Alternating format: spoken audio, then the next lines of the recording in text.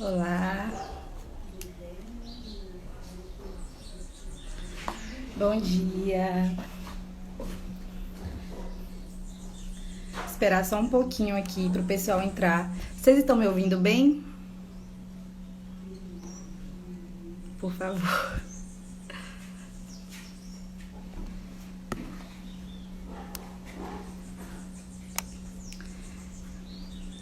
Bom dia, gente. Bom dia a todos e a todas.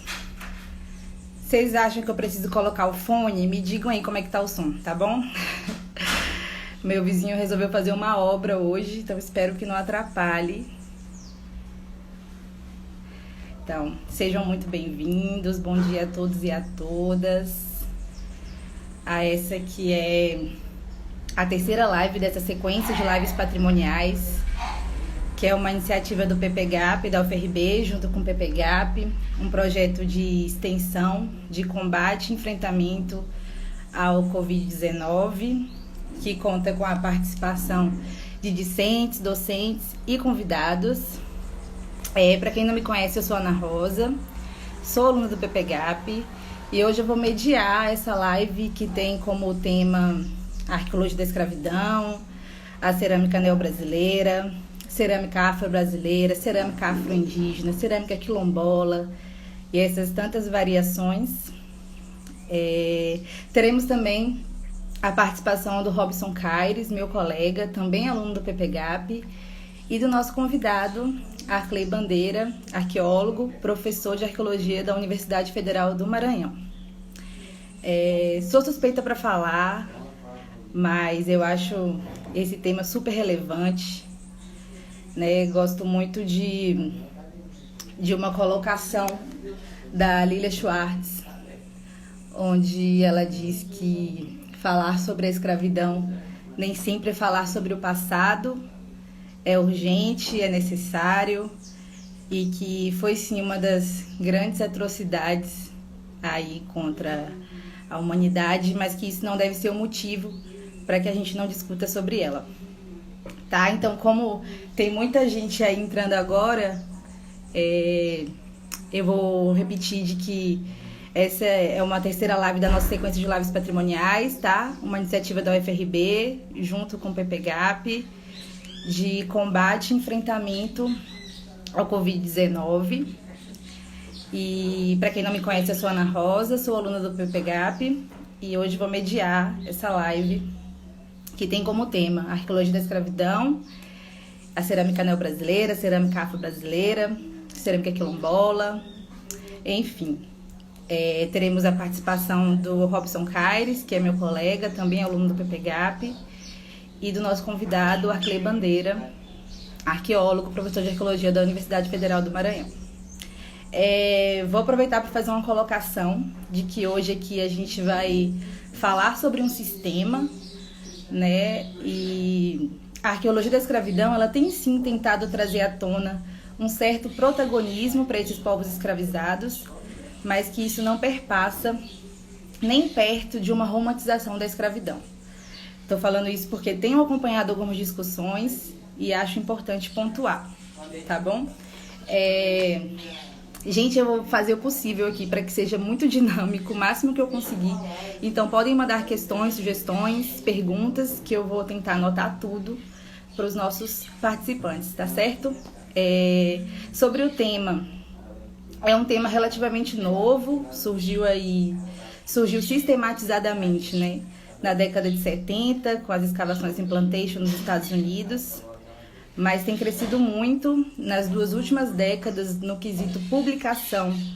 Tem surgido muita gente bacana, fazendo muita pesquisa bacana, e é isso, assim, sobretudo tem surgido também outros tipos de materiais, tá? Então, hoje a gente vai estar focando na cerâmica neobrasileira, fazendo um super parêntese, que é essa cerâmica que foi inicialmente denominada como cerâmica cabocla, né?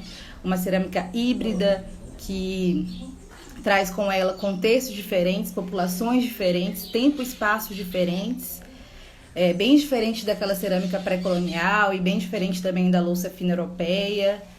É uma cerâmica que conversa com diversas populações, também chamada de cerâmica local ou cerâmica simples, E fechando esse parêntese enorme, a gente vai focar na cerâmica neobrasileira, mas é importante falar também que quando se fala de arqueologia da escravidão, se fala de sítios que tiveram grupos escravizados que viveram sobre ele em algum momento da sua história. Se fala também de diversos outros tipos de materiais, como louça, vidro, metais, moedas, amuletos, contas de colar, cachimbos. Inclusive foi a minha pesquisa da graduação. Gente, vocês estão me ouvindo bem? Tá tendo uma obra aqui, eu tô preocupada. Foi a minha pesquisa da graduação. Eu estudei em Diamantina, Minas Gerais, na UFVJM, na Universidade Federal dos Vales de Jequitinhonha e Mucuri. Tive a oportunidade de participar da escavação no quintal da casa Tica da Silva, que foi uma ex-escrava que teve ascendência na elite mineira após se casar com um contratador de diamantes. Ficou super famosa, com certeza vocês já ouviram falar dela.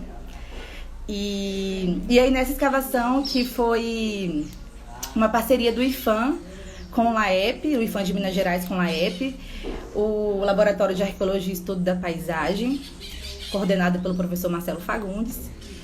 E nós escavamos o quintal da casa dela, então uma residência urbana no centro histórico de Diamantina. É importante pensar também que a arqueologia da escravidão é para além de espaços como plantation, quilombos e assentamentos, tá? É um termo muito recorrente aí, esse lugar de memória escrava, né? Fico pensando, às vezes, tendo sido o Brasil inteiro esse grande porto de recebimento de grupos escravizados, que lugar não era o lugar?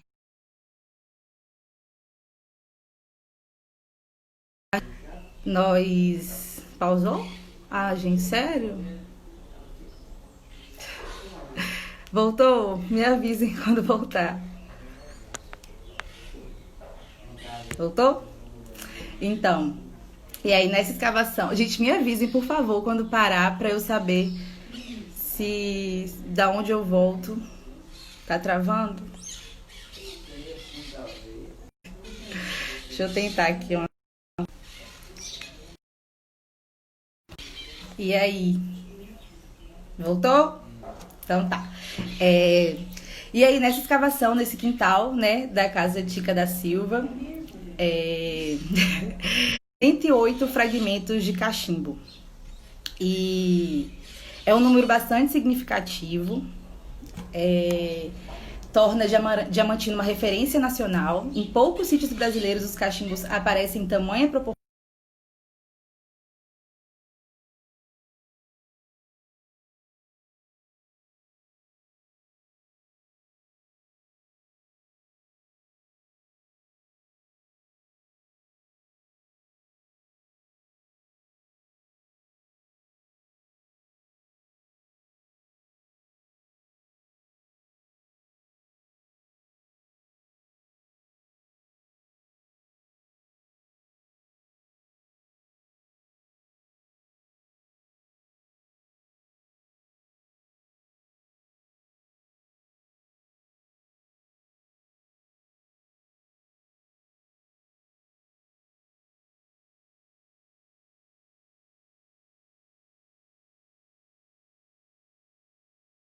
E aí, quando voltar, vocês me avisem.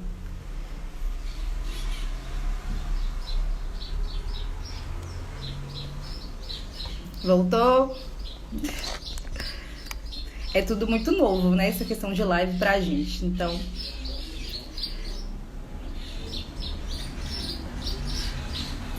estão ouvindo legal? Como é que tá aí? Voltou?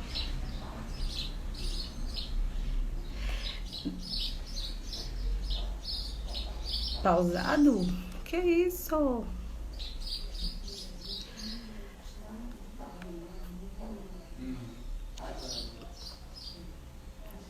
Voltou? Uns falam que pausou, outros falam que voltou. Tá, vamos lá então. Esses cachimbos, né, que ficaram muito famosos aí, seja por sua conotação mágico-religiosa, seja por serem objetos de fácil transporte, pela questão do fumo. Lá nós encontramos né, cachimbos na famosa cerâmica enegrecida, tão discutida pela pesquisadora Camila Agostini, cachimbo em forma de falo. Eu vou tentar mostrar aqui, não sei se vai dar certo. Esse é um dos nossos cachimbos em fálico, né? Essa foto foi eu que tirei, essa escala torta aí. Mas dá pra ver direitinho?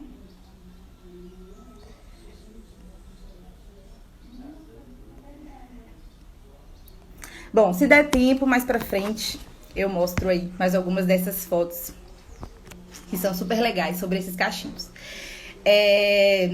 Sobre a arqueologia da escravidão, né? Eu vejo aí ultimamente uma gama de possibilidades, né? Esses cachimbos decorados, e uso esse termo decoração aqui com muito cuidado, no intuito de não relacionar. Gente, tem mesmo, aqui em casa é uma floresta, tem uns passarinhos aqui cantando, espero que não atrapalhe o vídeo. Até me perdi, fico lendo aqui, aí eu esqueço de falar. Mas usa esse termo aqui, decoração, com muito cuidado, tá? Porque no intuito de não relacionar a traços puramente estéticos, muito pelo contrário, acredito que perpasse por traços intencionais, funcionais e simbólicos. Essa é uma discussão bem grande aí da arqueologia, essa dicotomia entre estilo e função. Quem sabe mais pra frente a gente consiga falar mais um pouquinho sobre isso. Mas eu acho que a grande sacada da arqueologia da escravidão é ter treinado o olhar, né, para olhar para essas marcas e dali tentar desvendar dinâmicas e aspectos culturais desse contingente. Importante falar também que não estamos falando de um grupo homogêneo, né? Estamos falando de pessoas diferentes, de lugares diferentes, de culturas diferentes, que às vezes nem falavam o mesmo idioma e foram aqui misturados estrategicamente. Então, de um grupo que, embora não teve a chance de escrever a sua própria história, produziram, usaram, descartaram e principalmente ressignificaram uma série de artefatos imbuídos de significados próprios. E acredito que olhar para esses traços, que às vezes parece ter pouco ou nenhum significado aos nossos olhos, né, aos olhos do colonizador, podem traduzir, sim, muitas dessas dinâmicas de vida e sociabilidade desses grupos escravizados. E tem uma vertente da arqueologia da escravidão que defende, inclusive, esses traços como uma forma de resistência, acreditando que não havia tentativa de dominação que não fosse contrastada e de que essa resistência pode estar elucidada na cultura material. E, bom, é isso. É óbvio que a gente aqui está entendendo toda essa dinâmica, né, opressora por trás de um cativeiro, mas também, para além disso, defendendo que existiam várias possibilidades e estratégias, né, por trás desses povos tão carregados de simbolismo, que esse simbolismo perpassa, né, esses materiais produzidos e ou utilizados. Sempre uso também essa expressão, produzidos e ou utilizados, entendendo que nem sempre a matéria-prima estava à mão, nem sempre a produção era em larga escala, mas isso não quer dizer que não usavam a cultura material do grupo dominante e não a ressignificavam, tá?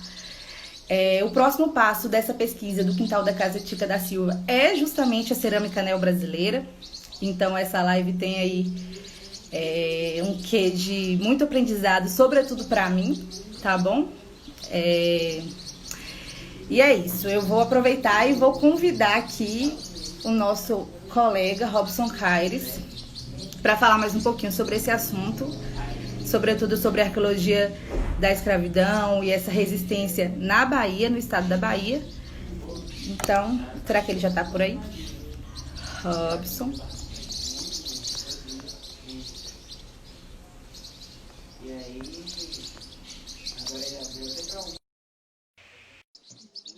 Chamei, deixa eu ver se eu fiz certo.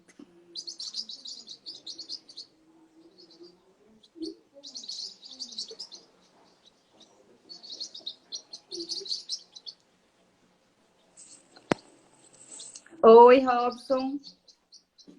Oi, Bem, bom bom dia, dia a todos e a Robson, que todas. é historiador, também aluno do PPGAP, e vai hoje conversar um pouquinho com a gente sobre esse assunto.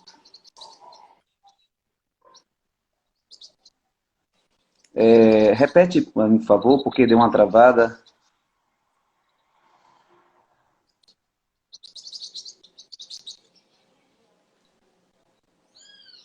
A gente está travando, né? Robson, você me escuta bem? Bom, estou ouvindo, só não estou lhe vendo. Pronto. Ah, não tô vendo. Gente, como é que tá aí a imagem e som? Pessoal, vocês conseguem me ouvir?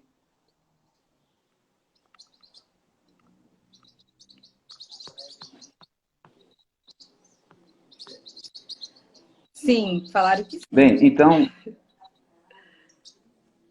tá, eu vou falar um pouco sobre a escravidão aqui na Bahia.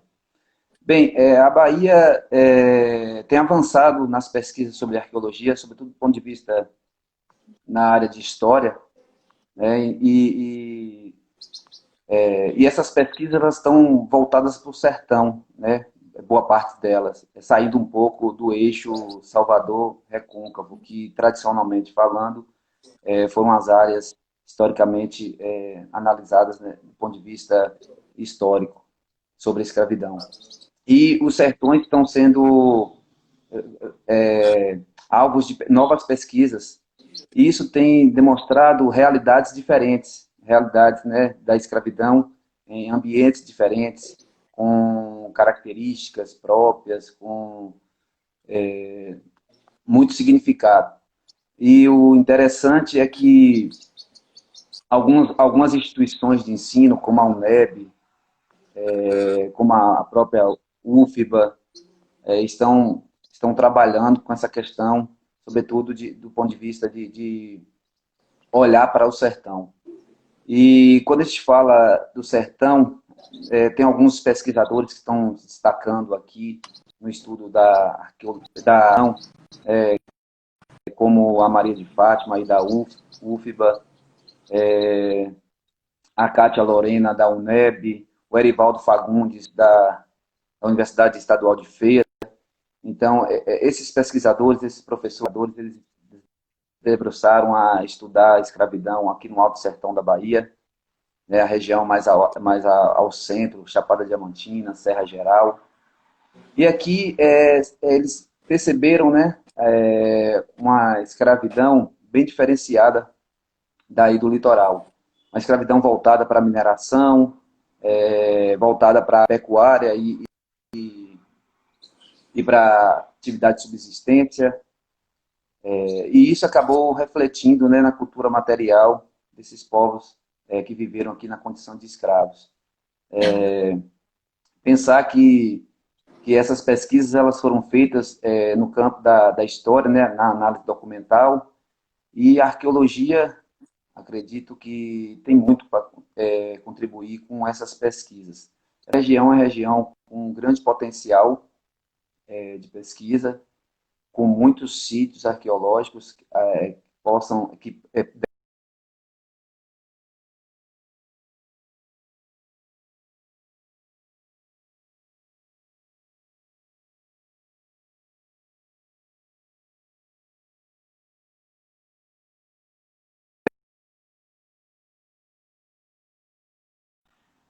para falar um pouco dessa escravidão que aconteceu aqui no interior, né, do ponto de vista das fazendas especializadas no gado, todos me ouvem bem. Então, o sertão da Bahia está travado.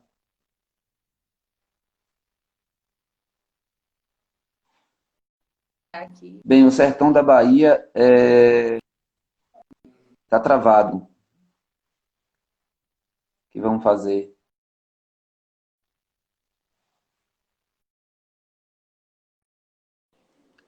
Vocês ouvem bem? Mas eu acho que não tem. Eu consigo. Consegue?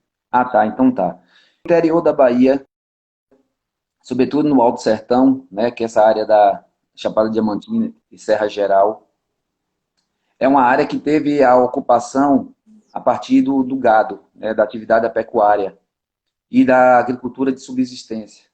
Então, a escravidão se estabeleceu nessas condições, né, sendo, sobretudo em pequenas roças. Né? Vou dar um exemplo para vocês.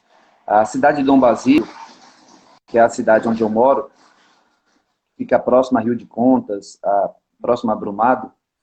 Ela teve no passado, né, no século XVII e século XVIII, uma fazenda chamada de Lençóis. Essa fazenda Lençóis é um pequeno exemplo de uma região periférica de atuação da pecuária e de uma agricultura de subsistência, onde desenvolveu a escravidão. Né? Então, assim, se a gente pega a documentação, os documentos, os inventários, processos, crimes, cartas de alforria, basitério, a gente vai ver que a predominância do plantel é basicamente brasileiros. Né? Era um ou outro pessoa na condição de escravo que vinha da África, que era africano. Isso vai refletir também na vez que a população escravizada aqui ela era mais mestiça, ela era mais mestiça, e isso está refletindo diretamente nessa materialização dessas pessoas. Aqui no Lençóis você vai encontrar uma série de círculos, sobretudo que habitavam essas pessoas. Diferentemente do litoral, onde você tinha propriedades com grandes plantations, plantéis de o que acontece?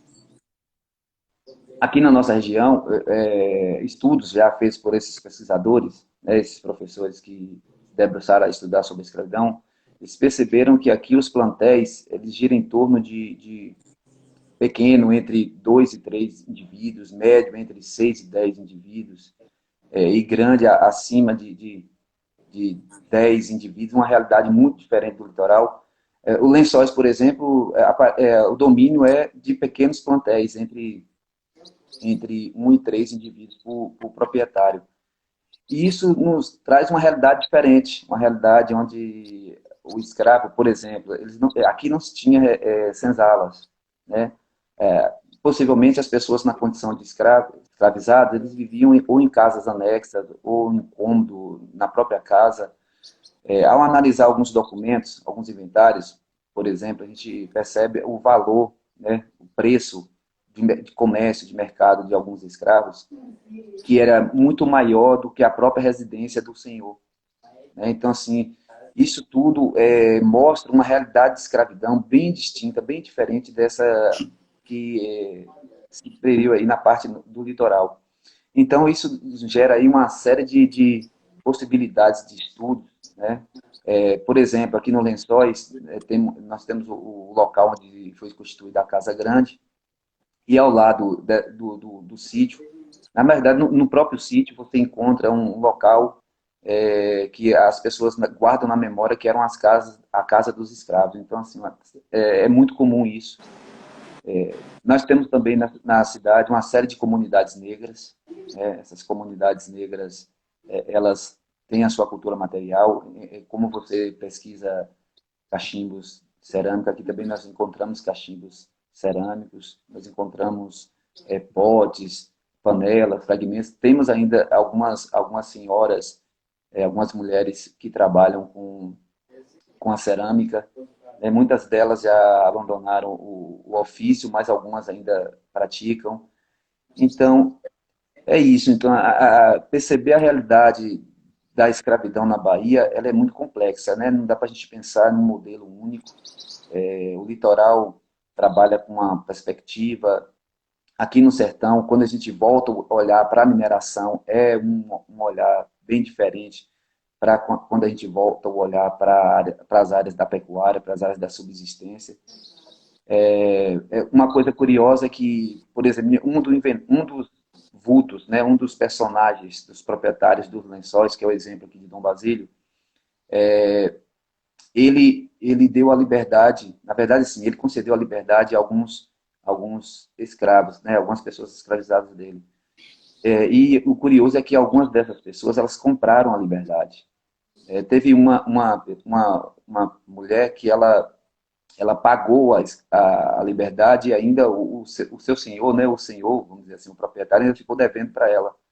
É uma curiosidade. Outra curiosidade é que um rapaz, ele parcelou a liberdade dele, deu uma entrada e parcelou em algumas outros pagamentos, né, algumas parcelas. Então, assim, tudo isso nos leva a alguns questionamentos. Como essas pessoas conseguiam dinheiro? De que forma?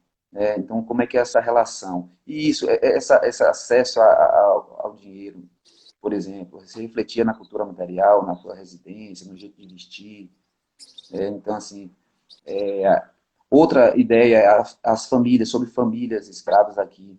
Aí na UFRB, na nossa universidade, nós temos a professora Isabel, que é uma especialista na área, mas aqui nós temos uma série de informações interessantes sobre escravidão, sobre família escrava, e que falta pesquisas para poderem revelar, né, essa escravidão que aconteceu nessas áreas mais periféricas.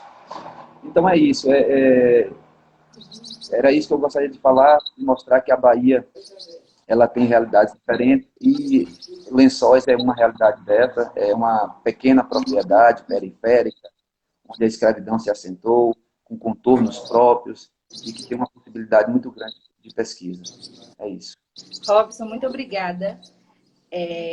Jandira Neto Dias perguntou de que período histórico você está falando, né? De que século? Que séculos são esses da... Eu não consegui te ouvir, porque está travando. Ah, travou? Jandira Neto Dias perguntou de que séculos são esses artefatos que você citou. Tá. Não, assim, os lençóis, ela perguntou do lençóis, né? Uhum. Tá, o lençóis é século XVIII, o lençóis é século XVIII, né? E no século XVIII, o lençóis ele dava conta de tanto da mineração quanto da pecuária, porque aqui nós estamos próximo à área de mineração, que é a área de Rio de Contas, né, a área da Chapada, que foi explorada no século XVIII. No entanto, a escravidão no século XIX ela é mais, vamos dizer assim, mais visível por conta da documentação, por conta de outros elementos que, para o século XVIII, é mais difícil. Tá? Então, os lençóis, ela teve a escravidão desde o século XVIII, ali nas primeiras décadas.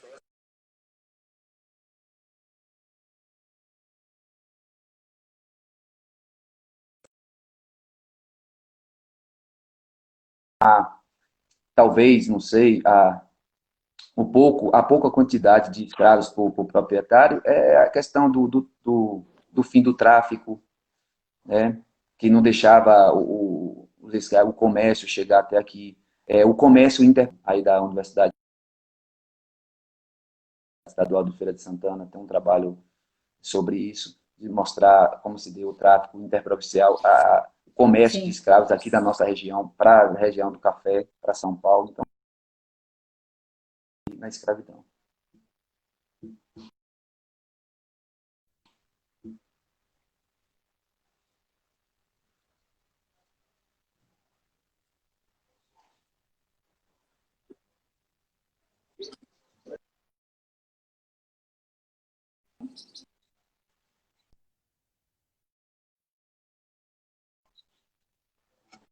Não.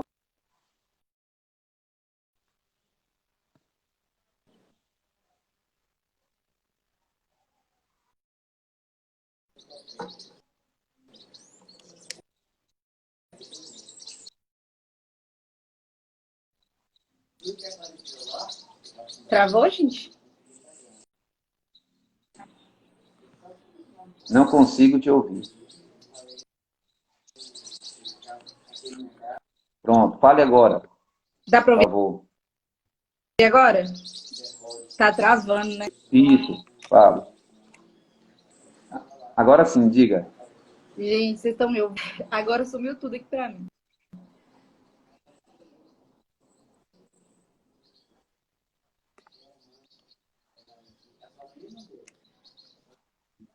Deu? Não, não ouvi. Muito obrigada por sua participação, tá bom?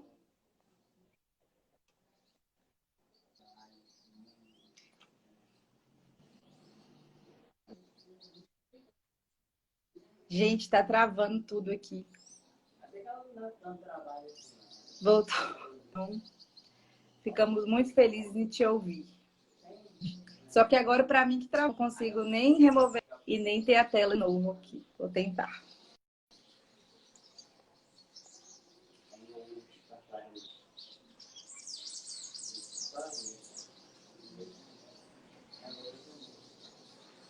Os passarinhos seguem cantando.